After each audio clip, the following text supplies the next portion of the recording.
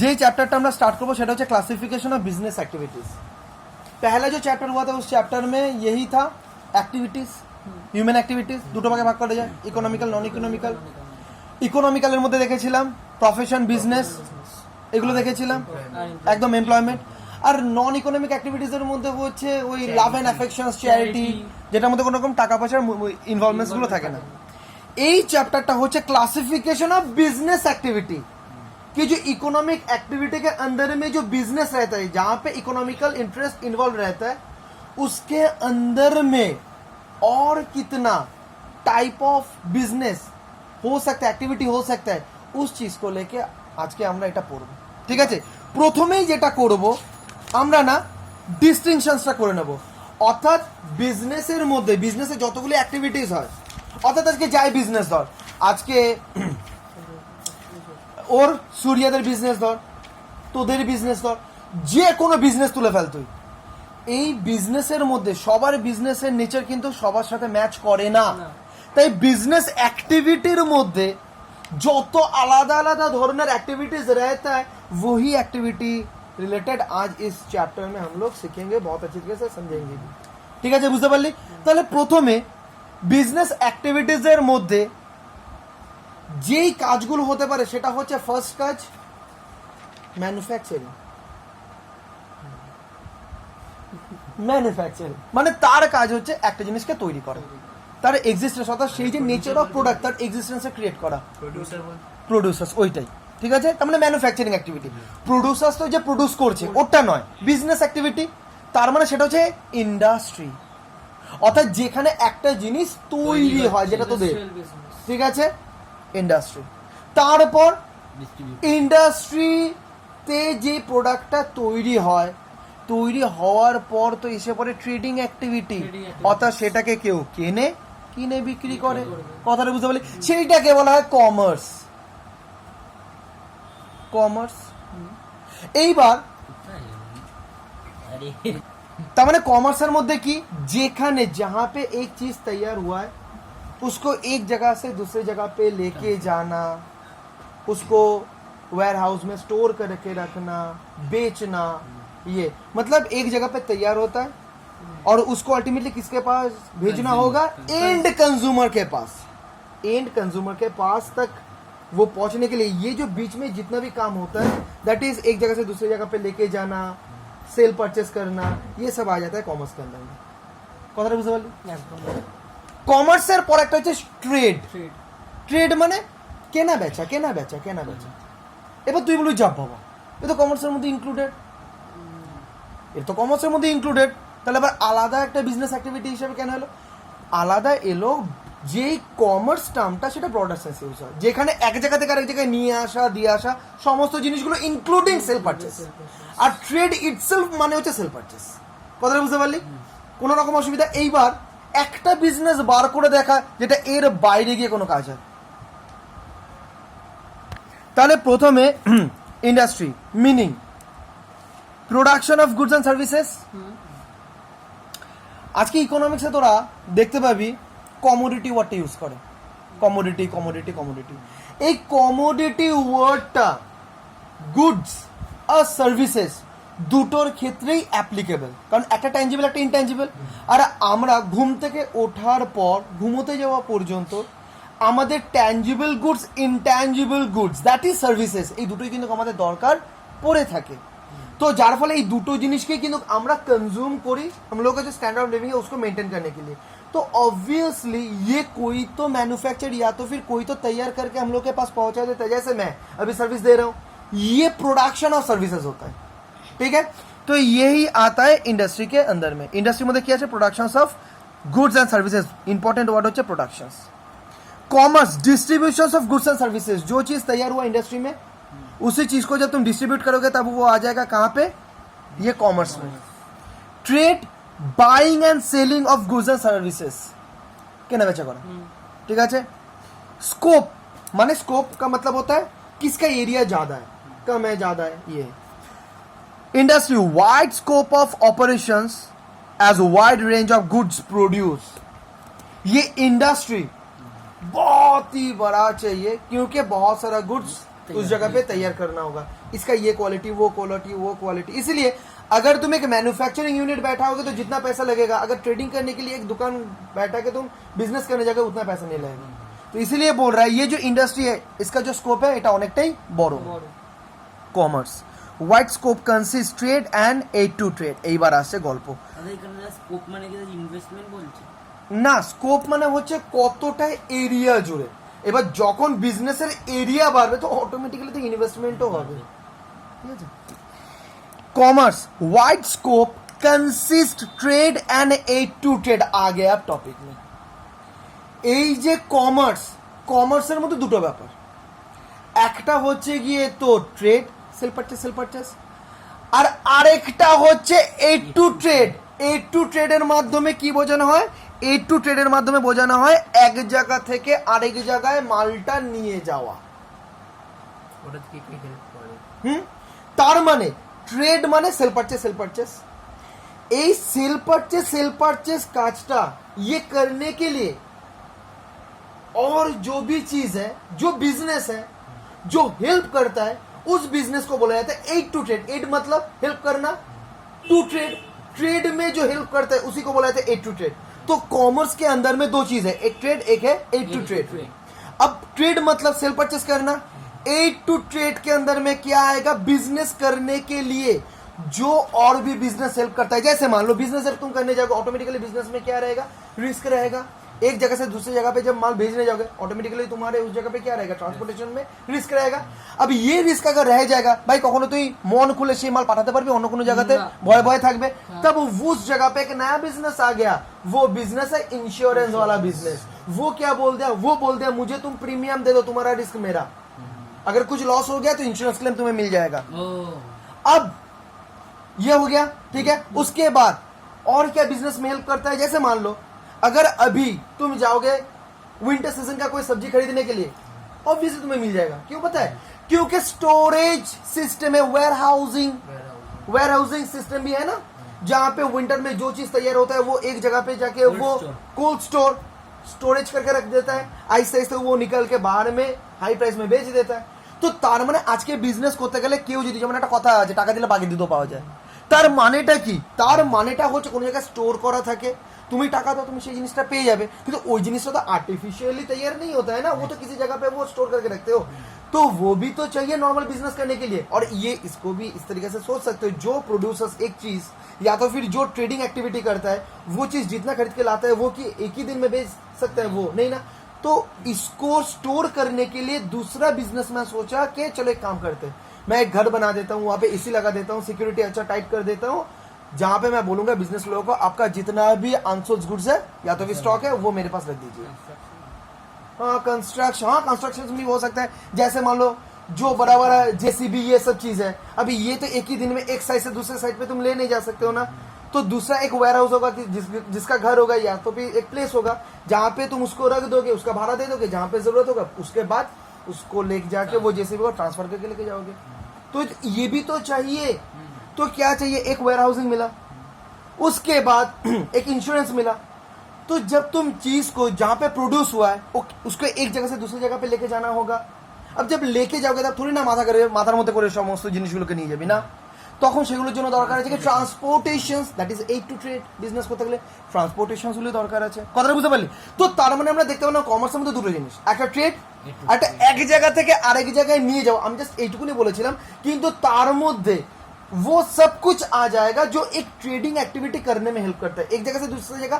इसका मतलब सिर्फ ट्रांसपोर्टेशन को हम कवर कर रहे थे, इसके अंदर में वेयर हाउसिंग, इंश्योरेंस और बैंकिंग भी आ जाएगा। बैंकिंग क्यों?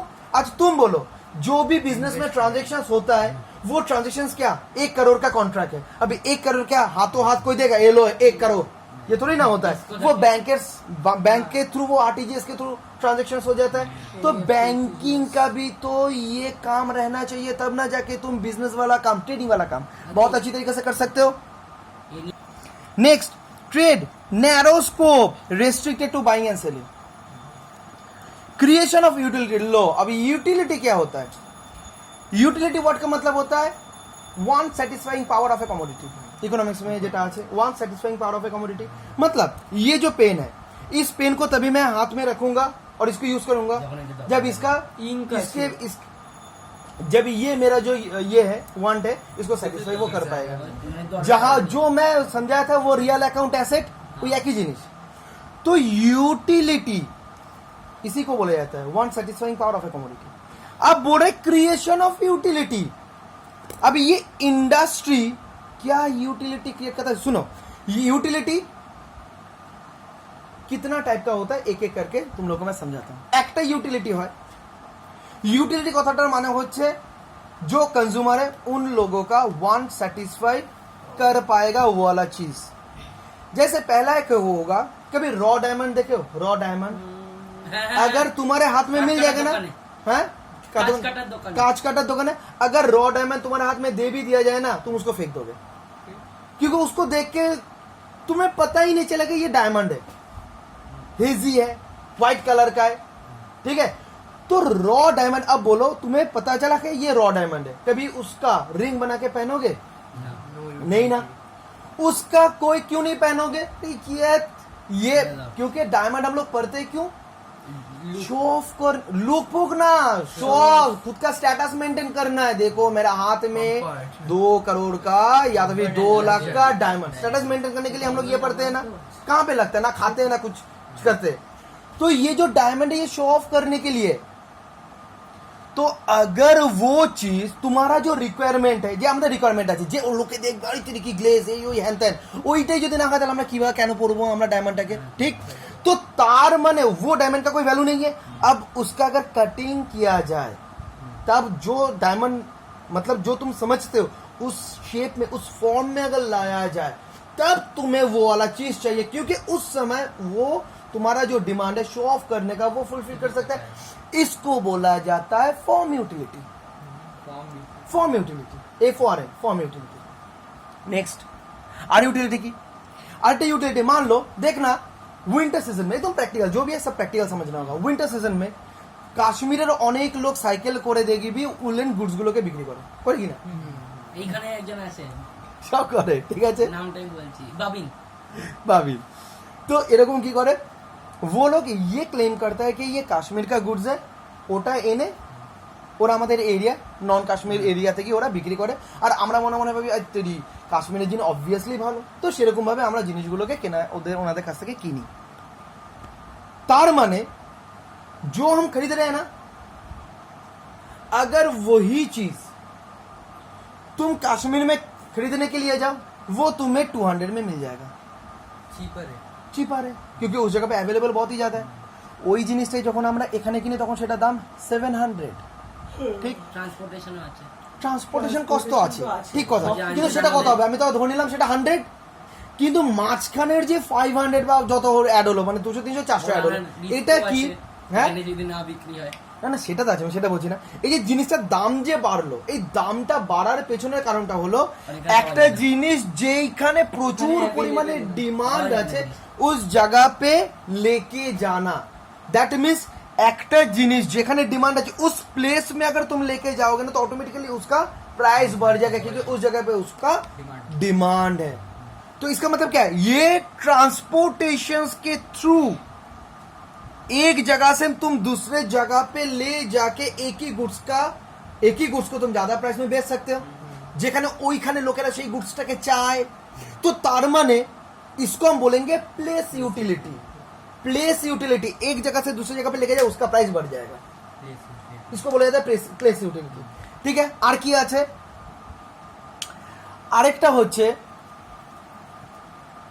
ধর আমাদের প্রিয়াংশুর বিয়ে, ঠিক আছে। এইবারে বিয়ের লগ্ন কখন? 8টার সময়, 8 बजे হ্যাঁ उसका लग्न है। এইবার যেই গাড়ি করে ও যাবে, মানে ওর বাবার গাড়িটা খারাপ হয়ে গেছে, ও চায় আমি তো বাবা তোমার ওই গাড়িতে যাব না, আমার একটা BMW চাই, জীবনে তো একবারই বিয়ে করব। তো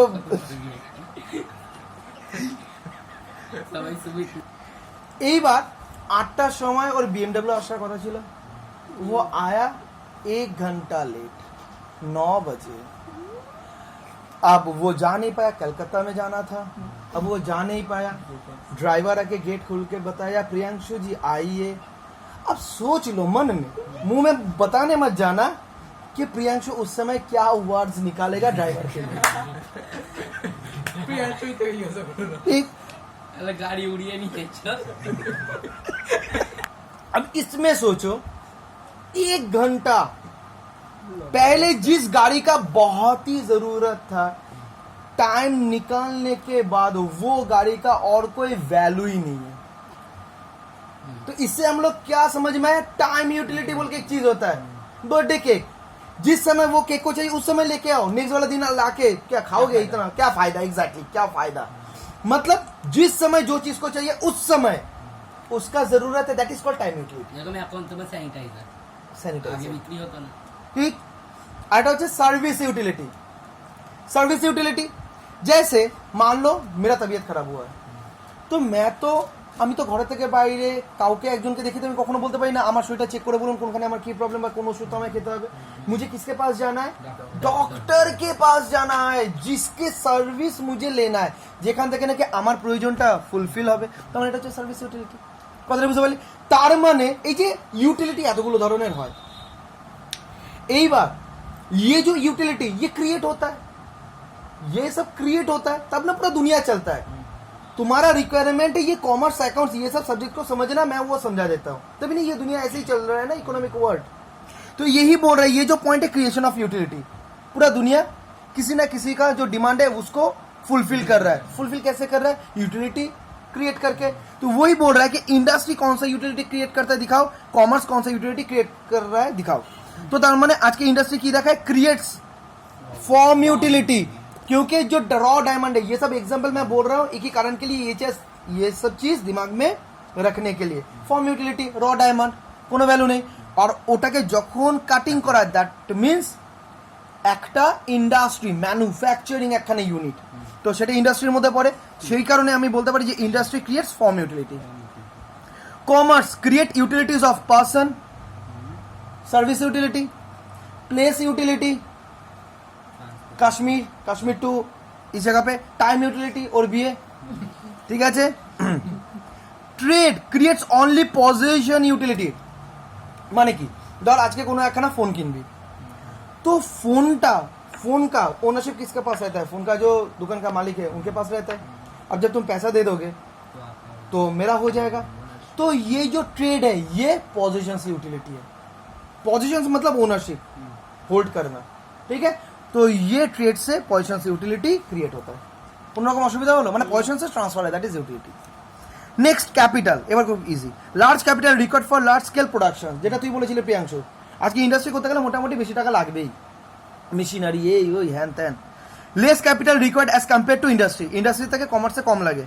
আর সবচেয়ে কম লাগে কোথায়, less capital required as compare to industry. Industry और इस कॉमर्स से भी ट्रेड में सबसे कम लगता है, কারণ ট্রেডের মধ্যে শুধু কেনা বেচা, একটা জায়গায় বসে রয়েছিস, মাল দিয়ে যাচ্ছে, কাস্টমার আসছে, বিক্রি করছিস, বাস এইটুকুনি, দোকান সেল পারচেজ। আর কমার্সের মধ্যে তো ট্রেড আর এই টু ট্রেড দুটোই তো ইনক্লুডেড। তার মানে আজকে কমার্স আর ট্রেডের মধ্যে ক্যাপিটাল इंडस्ट्री के कंपेयर में कम ही लगता है। नेक्स्ट তাহলে দাদা হসপিটালটা কি, এইবার risk, higher risk than in commerce, obviously higher risk. जो चीज तुम प्रोडक्शन कर रहे हो पैसा लगा के, अगर वही आउटडेटेड हो गया, कोई एक चीज कोई कम्पिटिटर যদি তার অ্যাডভান্স জিনিস তৈরি করে দেয়, ব্যাস তোরটা গেল। হসপিটালে রিস্ক আছে, প্রচুর মারধর খাবে। Next low risk then industry, low risk then industry. এবার एलिमेंट्स में देखो क्या है, जेनेटिक, एक्सट्रैक्टिव, मैन्युफैक्चरिंग, कंस्ट्रक्शन। अरे এইগুলি আবার কি, এই যে ইন্ডাস্ট্রির মধ্যে অনেকগুলো ভাগ আছে। জেনেটিক বলতে বোঝায় পোল্ট্রি ফার্ম, ফিশারিজ এইগুলো। तो मैंने এই যে জিনিসগুলো আছে এগুলো আমরা जब इंडस्ट्री हम पढ़ेंगे ना उस समय अच्छी तरीके से समझ लेंगे। एक्सट्रैक्टिव में যে কোল তোলে ওই ধরনের জিনিসগুলো, ঠিক আছে, এগুলো আমরা পড়ে নেবো পরে। এর মধ্যে কি আছে, commerce includes trade and aid to trade জানি, আর trade includes home trade and foreign trade, ইন্ডিয়ার মধ্যে বিক্রি করা বা ইন্ডিয়ার বাইরে গিয়ে বিক্রি করা, বাস গল্প শেষ। Next place of work, farm, factory, mine, workshop. From one place to another, market. তাহলে নেক্সট কি, বিগিনিং, কোথা দিয়ে স্টার্ট হয়, beginning prior to commerce and trade. Commerce and ট্রেডের আগে তো ইন্ডাস্ট্রি শুরু হয় নাকি। Next beginning after industry, industry for commerce, আর বিগিনস উইথ কমার্স, আর কমার্সের সাথে এই ট্রেডটা স্টার্ট হয়ে যায়। Represents supply of goods and services, আজকে গুডস আর সার্ভিসেস তৈরি হলো, সেটা সাপ্লাই করা হচ্ছে industry main card. Demand for goods and services represent, আজকে এই কমার্সটা কি বোঝায় জানিস? চাহিদা তৈরি করে।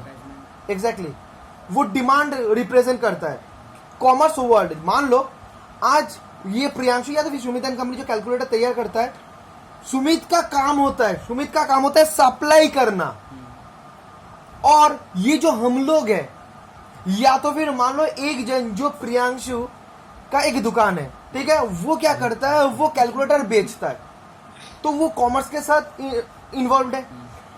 वो ये तो एक बार मार्केट में टोटल जितना डिमांड है उसको कैसे पता चलेगा? उसको पता चलेगा प्रियांशु के थ्रू, जो कॉमर्स एक्टिविटी के साथ इन्वॉल्व रहता है। अल्टीमेटली हम लोग कहाँ पे जाएंगे? আমি প্রিয়াংশুর কাছে যাবো, প্রিয়াংশু আমার এই ক্যালকুলেটরটা চাই, এনে রাখবি, সবাই গিয়ে বলবে, तब उसको पता चलेगा इस कैलकुलेटर के ऊपर टोटल डिमांड कितना है। तो कॉमर्स रिप्रेजेंट करता है टोटल डिमांड को, और इंडस्ट्री रिप्रेजेंट करता है टोटल सप्लाई को। और ट्रेड কি করে? এক্সচেঞ্জ করে, exchange of goods and services, ঠিক আছে। Ownership and control by industrialist, by merchants, by traders. এবার আমরা দেখব define the term industry. Industry এই টার্মটা ডেফিনেশনস কি?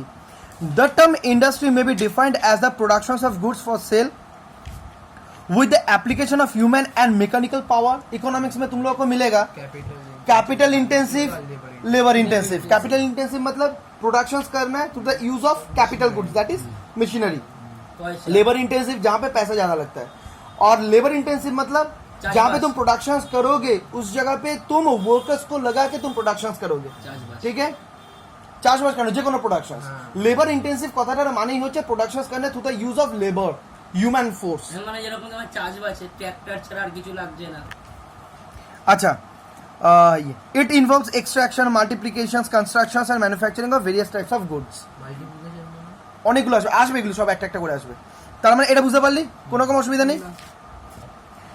The main characteristics of industry are as follows। Economic activity obviously बताना का जरूरत ही नहीं है। इकोनॉमिक एक्टिविटी सेकंड, प्रोडक्शन বলার কোনো দরকার নেই। 3 নম্বর ওয়াইড স্কোপ বলার কোনো দরকার নেই। 4 ক্রিয়েশন অফ ইউটিলিটি, कौन सा creation of utility, form utility. 5 economic development. Economic development क्यों? क्योंकि एक इकोनॉमी का जो बेस है, फंडामेंटल जो बेस है, वो मैक्सिमम इंडस्ट्री के ऊपर बेस है, डिपेंडेंट है। क्यों? एक गवर्नमेंट जितना इंफ्रास्ट्रक्चरल काम करेगा उतना ही इंफ्रास्ट्रक्चर अच्छा होगा। इंफ्रास्ट्रक्चर मतलब road, bridge, banking, education, hospital, ये सब इंफ्रास्ट्रक्चर में आता है। जिस जगह का इंफ्रास्ट्रक्चर अच्छा होगा उस जगह का पूरा इकोनॉमिकल कंडीशन ही अच्छा होगा, ठीक है। अब ये इंफ्रास्ट्रक्चरल एक्टिविटी अगर करना है कोई गवर्नमेंट को तो অনেক টাকা লাগে, অনেক অনেক অনেক অনেক অনেক টাকা লাগে। এবার যখন অনেক টাকা লাগে তো সেই টাকাগুলো গভর্নমেন্টকে পেতে হয়, কোনোভাবে জোগাড় করতে হয়। তো গভর্নমেন্ট কিভাবে জোগাড় করে? गवर्नमेंट तখন কি করে? टैक्स चार्ज करता है हम लोग के ऊपर में। टैक्स दो किस्म का होता है, एक डायरेक्ट टैक्स, एक इनडायरेक्ट टैक्स। अब डायरेक्ट टैक्स मतलब क्या होता है कि डायरेक्टली जो अर्निंग पर्सन है उसके इनकम के ऊपर जो गवर्नमेंट टैक्स चार्ज करता है वही होता है डायरेक्ट टैक्स। और एक अगर एग्जांपल से बताऊं, डायरेक्ट टैक्स মানে হচ্ছে কেউ একজন ইনকাম করলো, সেই ইনকামের উপর গভর্নমেন্ট বলছে তুমি এতটা ইনকাম করলে তার উপর আমাকে এতটা ট্যাক্স দাও, ঠিক, যেটাকে বলে ইনকাম टैक्स। और ये जो टैक्स है जो दे रहा है वो ये वाला बर्डन किसी के पास ये पास ऑन कर नहीं सकता। जैसे मान लो ধর আজকে আমি ইনকাম করলাম, এই ইনকামের উপর আমাকে 100 টাকা গভর্নমেंट बोलो टैक्स দিতে। এবার ये 100 रुपीस मैं रोहन के ऊपर मैं पास ऑन कर नहीं सकता हूँ। ये मेरे इनकम के ऊपर मुझसे गवर्नमेंट टैक्स मांगा तो मुझे देना पड़ा। আর এই যে বার্ডেনটা, এই বার্ডেনটা আলটিমেটলি কার ঘাড়েই রয়ে গেল?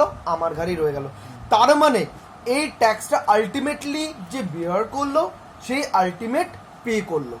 তার মানে এখানে পেয়ার আর যে বিয়ারার দুটোই সেম পার্সন। কথাটা বোঝা গেল? এটাকে বলা ডাইরেক্ট ট্যাক্স। তুমি জানো রিয়েল।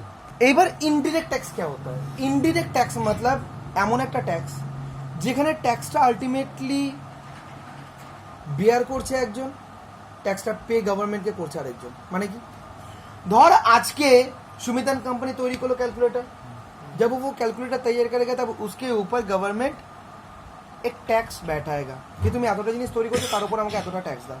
ধর একটা ক্যালকুলেটর তৈরি করলো, যে ক্যালকুলেটরের দাম হচ্ছে 100 রুপিস, সেটার উপর গভর্নমেন্ট চাইলো কি 10 রুপিস তুমি আমার ট্যাক্স দাও, যেটাকে এক্সাইজ বলে। এইবার এই যে 10 পে করলো, এইটা কি করবে, এইটা সুমিত বা যারা ম্যানুফ্যাকচারার আছে তারা প্রোডাক্ট কস্টের মধ্যে ঢুকিয়ে পাস অন করে দেবে নেক্সট লেভেলে, তারপর नेक्स्ट लेवल, एरকম করতে করতে अल्टीमेटली वो बर्डन किसके पास चला जाएगा, जो अल्टीमेट कंज्यूमर है, जो उसको बेचने के लिए खरीद नहीं रहा है।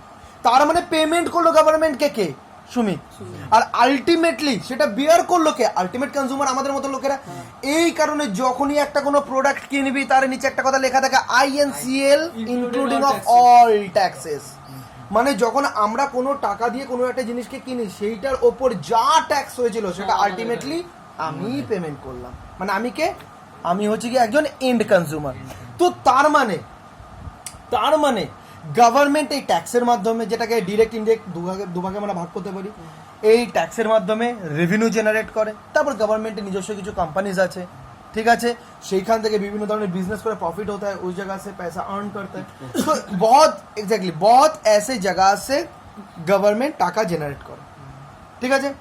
এইবার মনে রাখবি मैक्सिमम गवर्नमेंट का जो कंपनी है सब लॉस में रन कर रहा है, तभी ना जाके आया प्राइवेटाइजेशन, प्राइवेट कर दो, इवन रेल भी प्राइवेट हो रहा है, ठीक है।